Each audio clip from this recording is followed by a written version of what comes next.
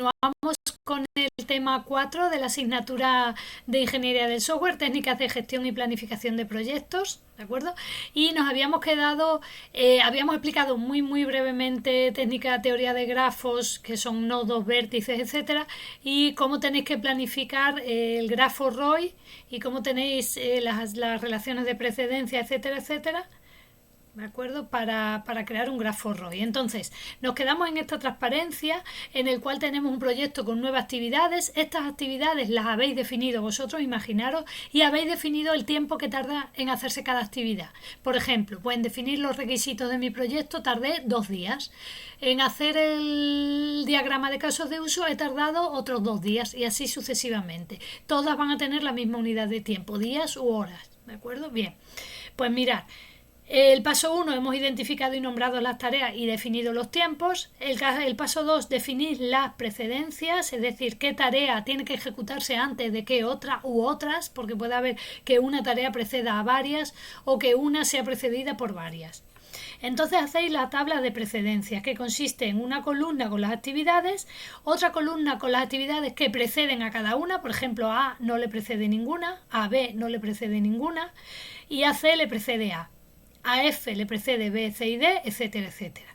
Si una no es precedida por ninguna es primera y si una no precede a ninguna, por ejemplo la H es última, la I también es última, porque no preceden a...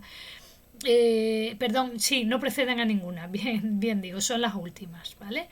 Entonces descomponemos el proyecto, averiguamos las precedencias, que lo hemos hecho con esta tabla de precedencias, construimos la tabla, aquí está, y hacemos el grafo.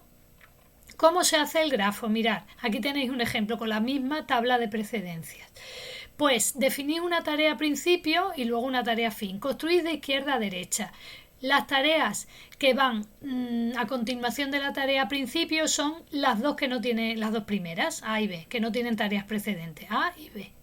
¿Vale? Y ahora ya seguís el grafo. Por ejemplo, B, ¿a quién precede? Pues B precede a E y a F, ¿vale? Pues B está delante de E y delante de F. ¿De acuerdo? Seguimos con E. ¿E a quién precede? Os vais aquí y buscáis dónde está E. Ah, pues está aquí. Precede a H, ¿vale? Pues E precede a H. Luego sabemos que H y H e I son últimas, pues H va a fin, el y la I va a fin. Y así sucesivamente con todas las tareas. ¿De acuerdo? Bien, por último, revisamos el grafo para que no ocurra ninguna de estas situaciones y lo documentamos, es decir, ponemos los nombres, duración de las actividades y los tiempos.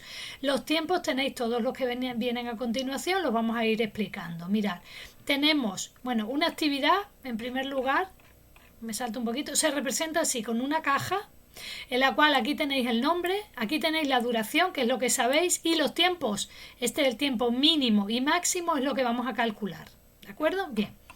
¿Cómo se calcula el tiempo mínimo de una actividad? Pues es el máximo de los tiempos más la duración de todas sus tareas anteriores. Por ejemplo, si acá le preceden esta y esta tarea, será el máximo de el tiempo de esta tarea más su duración, o el tiempo de esta tarea más su duración, o el tiempo de esta tarea más su duración. El máximo es el tiempo mínimo de K.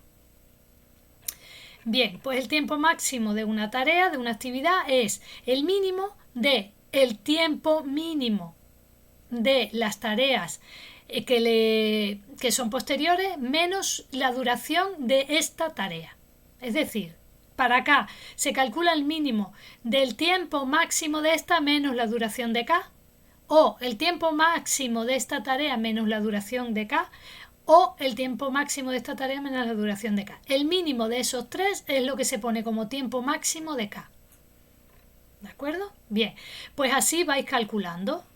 ¿De acuerdo? Por ejemplo, para C, vamos a, por ejemplo, D, aquí.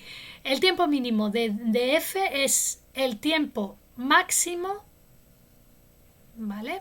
Mirad, voy a la fórmula un momentito.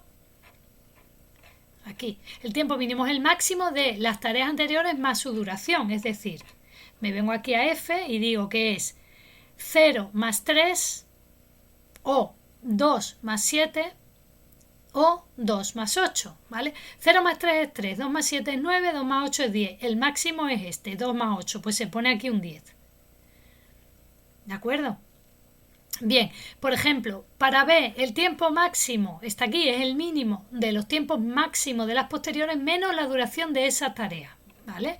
Pues en B podemos calcular 26 menos 7, perdón, menos 3, ¿vale? 26, que es el máximo de E, menos 3, que es la duración de B, que sería 23, o 10, que es el tiempo máximo de F, menos 3, que serían 7. El mínimo entre 23 y 7 es 7, por eso aquí hay un 7.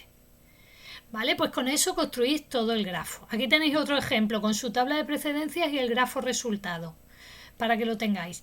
Además tenéis la holgura, que es su tiempo máximo menos el mínimo de cada tarea. ¿De acuerdo? Y todas las actividades que tienen holgura cero forman el camino crítico, que es el camino que forman en las actividades críticas. ¿De acuerdo? Siempre va a haber un camino crítico.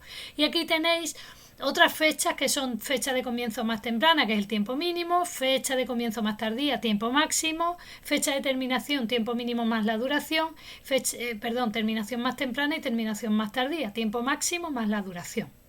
Con todas estas fechas construís esta tabla.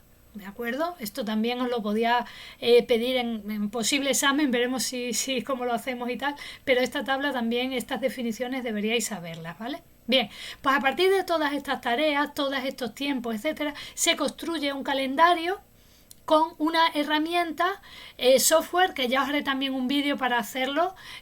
Ya tenemos una herramienta software, lo podríamos hacer a mano, pero tenemos para hacer el diagrama de Gantt, que es Gantt Project, pues os haré un vídeo para Gantt Project. Construimos todas las fechas y se crearía el calendario de nuestro proyecto, con el cual, por ejemplo, la tarea 1 duraría de aquí a aquí, los colores depende de cada herramienta. Aquí significa que aquí está finalizada y puede haber un tiempo restante, la tarea 2 lo mismo, etcétera, etcétera, etcétera, ¿vale? Bien, pues con esto tendríais el diagrama de Gantt creado con una herramienta software, que de nuevo os digo que voy a hacer un vídeo también para la herramienta, y es lo que tendríais que adjuntar al proyecto, ¿de acuerdo?